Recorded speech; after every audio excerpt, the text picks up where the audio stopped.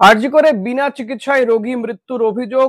আন্দোলনরত চিকিৎসকদের বিরুদ্ধে অভিযোগ করা হচ্ছে যে তারা চিকিৎসা দেয়নি, সেই কারণেই মৃত্যু হয়েছে ওই যুবকের। কোন নগরের বাসিন্দা বিক্রম ভট্টাচার্য অ্যাক্সিডেন্ট হয়েছিল হুগলিতে এবং তার দু পায়ের উপর দিয়ে লরি চলে গিয়েছিল। তাকে শ্রীরামপুর হাসপাতাল থেকে, শ্রীরামপুর ওয়েলস হাসপাতাল থেকে নিয়ে আসা হয়েছিল আরজি করে, কারণ সেখান থেকে রেফার করে দেওয়া হয়েছিল। কিন্তু আরজি করে বিনা চিকিৎসায় তার মৃত্যু হচ্ছে এই অভিযোগ ওঠে, যদিও জুনিয়র ডাক্তাররা তারা সেই অভিযোগ শনিবার দিন নস্যাৎ করে দিয়েছেন। তাদের বক্তব্য যে না, ওই যে রোগী ছিল তাকে চিকিৎসা দেওয়া হয়েছিল, প্রপার চিকিৎসাই তারা দিয়েছিলেন, কিন্তু তাকে বাঁচানো যায়নি। এর মধ্যে কোনো আন্দোলনের বা তারা যে ট্রিটমেন্ট দেননি বলে অভিযোগ করা হচ্ছে, সেই অভিযোগ তারা পুরোপুরি নস্যাৎ করে দিয়েছেন।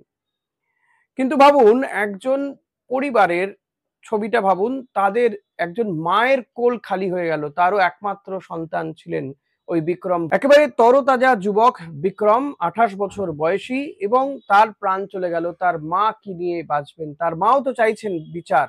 এই বিচারের দাবিতে আজ প্রায় 1 মাস হতে চললো এই আন্দোলন চলছে। জুনিয়র চিকিৎসকরা তারা হাসপাতালে যাচ্ছেন না। তারা এবার দাবি তুলছেন নাকি যে প্রত্যেক ডাক্তারের পেছনে একজন করে নিরাপত্তা রক্ষী দিতে হবে। এটা যদি সত্যি হয় তাহলে ভাবতে পারছেন কি হবে? কি করে দেবে সরকার? দেশ, রাজ্য তো দূরের থাক, দেশও দিতে পারবে না। এটা সম্ভব নয় বোধহয়। সম্ভব কি সম্ভব নয় সেটা সরকার বলবে বা জুনিয়র চিকিৎসকরা তারা ভাববে, কিন্তু তাদের এই আন্দোলনকে সমাজের প্রত্যেকটা অংশের মানুষ সাপোর্ট করছে, তারা পাশে দাঁড়াচ্ছে। ইনফ্যাক্ট রবিবার দিন বড় আরো আন্দোলন হবে, বিচারের দাবিতে মানুষ আবার রাত দখল পথে নামবে, কারণ সোমবার দিন সুপ্রিম কোর্টে শুনানি রয়েছে এই মামলাতে। সোমবারে কি এই মামলার বিচার হয়ে যাবে বা রায় ঘোষণা হবে? সুপ্রিম কোর্টে সিবিআই কি জানাবে, এই নিয়ে একটা আগ্রহ রয়েছে প্রত্যেকের মধ্যে। কিন্তু এরই মাঝে বিক্রম ভট্টাচার্যের মায়ের আর্তনাদ কোথাও গিয়ে কানে বাজছে। তিনিও বিচার চাইছেন যে তার ছেলেকে এভাবে কেন বিনা চিকিৎসায় মরে যেতে হলো। শুক্রবার দিন ওই বিক্রমকে আরজিকর হাসপাতালে 9টার কিছু আশেপাশে নিয়ে আসা হয়েছিল। 12টার পরে তার মৃত্যু হয় এবং বলা হচ্ছে, তার পরিবারের দাবি, তার বাবার দাবি, যে 3 ঘন্টা বিনা চিকিৎসায় সে বাইরে পড়েছিল, কোনো চিকিৎসক তাকে দেখেনি। কেন বলছেন কথাটা?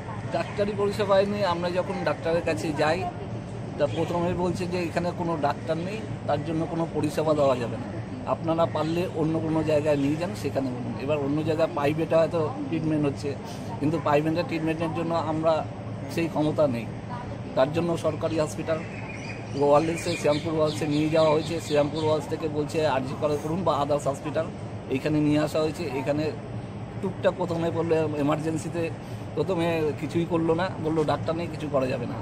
আউটডোরে দেখানো হলো, আউটডোরে দেখানোর পরে সামান্য স্লাইন এইসব করলো, বললো এরপরে আর আমাদের কিছু করার নেই, কোনো ডাক্তার নেই। এরকম পড়ে থাকতে থাকতে আস্তে আস্তে সে মারা যায়, কোনো ট্রিটমেন্টই আর হবে না। কটা নাগাদ মারা যায়? কটা নাগাদ মারা গেছিল বলতে পারছেন না? তাও 12টা, 12:30 এরকম। তারপরে ডাক্তাররা কি বলছেন? শুনলেন প্রয়াত বিক্রমের পরিবার কি বলছেন। এবার শুনুন চিকিৎসকরা তারা কি বলছেন। তাদের দাবি যে না, প্রপার ট্রিটমেন্ট তারা দেওয়ার চেষ্টা করেছেন। এক্সরে হয়েছে, সিটি স্ক্যান করাতে গিয়েই কোথাও গিয়ে যে রোগী ছিল সে আর টানতে পারেনি বা এক্সপায়ার করে গেছে, এবং তারাও দুঃখ প্রকাশ করছেন। তাদের বক্তব্য যে ওই রোগীকে প্রপার ট্রিটমেন্ট দেওয়া হয়েছিল। শুনুন। হাসপাতালে মারা গেছেন, সেই ঘটনাটা আনফর্চুনেট যেরকম, কিন্তু যেভাবে ওটা মিডিয়াতে কাল থেকে পোর্ট্রে হচ্ছে সেটা সম্পূর্ণ সঠিক নয়। পেশেন্ট এসছিলেন বাইরে থেকে রেফার হয়ে, ওনার পলিট্রমা ছিল। পলিট্রমা মানে ওনার দুটো পাই মানে ফিমার ফ্র্যাকচার ছিল এবং একটা হেড ইনজুরি ছিল। তো উনি আসার পর ওনার সাথে সাথেই ওনাকে টেটেনাস, অ্যান্টিবায়োটিক এগুলো সব দেওয়া হয় এবং আইভি ফ্লুইড, ব্লাড রিকুইজিশন সবই করা হয় এবং সিনিয়র ডাক্তারবাবুরা চিকিৎসা শুরু করেন এবং ওনাকে স্টেবিলাইজ করে তারপরে ওনাকে মানে যে ওনার ফ্র্যাকচারগুলো ছিল এবং হেড ইনজুরিগুলো যেগুলো ছিল সেটার জন্য ওনাকে এক্সরে করতে পাঠানো হয় এবং সিটি স্ক্যান করতে পাঠানো হয়। তো এক্সরে ওনার হয়, তারপর যখন সিটি স্ক্যানের ঘরে যায়, তো সিটি স্ক্যানের ঘরে গিয়ে ওনার হঠাৎ করে মানে শ্বাসকষ্ট শুরু হয় এবং একটা অবস্থার অবনতি হয় এবং ওনাকে সাথে সাথে সিটি স্ক্যানের ঘর থেকে বার করে এনে আবার রিসাসিটেট করার চেষ্টা করা হয় এবং মানে দীর্ঘ চেষ্টা পরেও ওনাকে রিসাসিটেট করা যায় না এবং উনি এক্সপায়ার করেন যিনি পেশেন্ট। তো এটা যেরকম আনফর্চুনেট যে আমরা মানে চেষ্টা করেও আর কি ওনাকে বাঁচাতে পারিনি, কিন্তু এটাও ঠিক যে মানে এটাও ঠিক নয় যে ওনাকে অ্যাটেন্ড করা হয়নি। আমরা স্বাভাবিক প্রোটোকল যেরকম মেনে একটা মানে পলিট্রমা বা একটা রোড ট্রাফিক অ্যাক্সিডেন্টের পেশেন্টকে যেভাবে আমরা ট্রমাতে ম্যানেজ করি সেরকমভাবেই আমাদের যিনি মেডিকেল অফিসার বা সিনিয়র ডক্টররা ছিলেন অ্যাট মোমেন্ট মানে ট্রমাতে, তখন ওনারা সেইভাবেই সেই প্রোটোকল মেনেই চিকিৎসা শুরু করেছিলেন। তো ওই আনঅ্যাটেন্ডেড অবস্থায় বিনা চিকিৎসায় মারা গেছেন এই ন্যারেটিভটা সম্পূর্ণরূপে ভুল। তো শুনলেন, কিন্তু এই বক্তব্যতেই থেমে থাকছে না। কিন্তু যারা চাইছেন যে চিকিৎসকরা কর্মে ফিরুন, কর্মবিরতি তুলে নিয়ে কর্মে ফিরুন তারা, কারণ তাদের অপেক্ষায় বসে আছেন বহু মানুষ। আপনাদের আন্দোলন প্রায় 1 মাস হতে চলছে আন্দোলন। এই আন্দোলনের জেরে কিন্তু আরো মানুষ, আরো মায়ের কোল খালি হচ্ছে, আরো মানুষের প্রাণ চলে যাবে। আপনারা এটা মেনে নেবেন কি করে? নিঃসন্দেহে যেটা করছেন বা যে দাবি আপনারা করেছেন সেই দাবির সাথে প্রত্যেকে সহমত।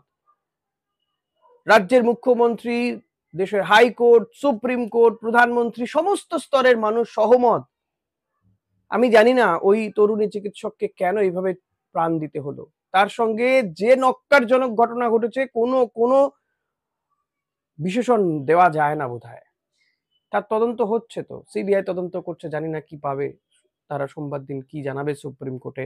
আদৌ এই তদন্ত কতদূর অগ্রগতি তারা করতে পেরেছেন? এখনো পর্যন্ত একজনকে মাত্র গ্রেপ্তার করেছেন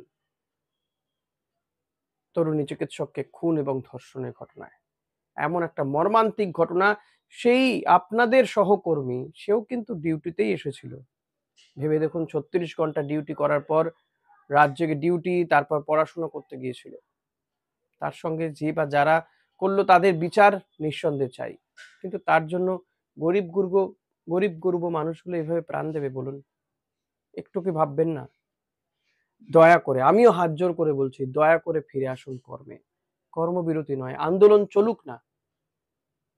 আপনারা যে কোনো দিন যে কোনো মুহূর্তে রোড দখল করে নিন, কিন্তু একটু চিকিৎসা পরিষেবাটাও দিয়ে যান, প্লিজ দিয়ে যান। আপনাদের অপেক্ষায় বসে থাকে বহু মানুষ, তাদের জীবনও তো চলে যাচ্ছে।